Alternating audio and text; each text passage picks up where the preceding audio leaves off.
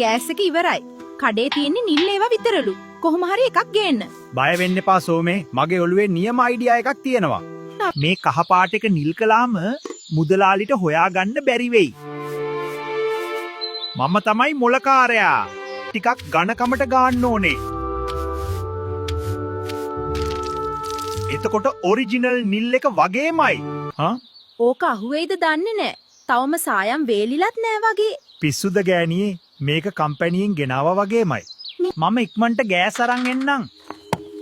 නා. වන්න. වතුර උණු කරලා තියන්න. අද නම් කඩේ මුදලාලිව අන්දනව අඳිල්ලක්.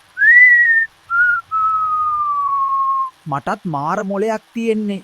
මුදලාලි මේ හිස් එක තියාගෙන මට පිරුණු ගෑස් එකක් දෙන්න. බලමු සිරිපාල.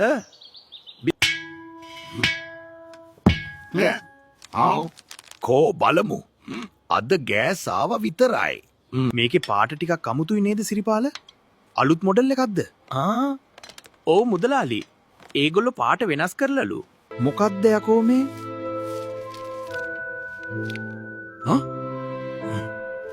තෙත සායම්. කහ සිලින්ඩරේ නිල් ගාලා මාව රවට්ටන්නද හැදුවේ කපටියා? අනේ මුදලාලි. ඒක මේ පොඩි වැරදීමක්. බලපංකෝ සිරිපාලයා ගෑස් එකටත් ඇරලා. හොරාට කලින් කෙහෙල් කන වැට පැනලානේ.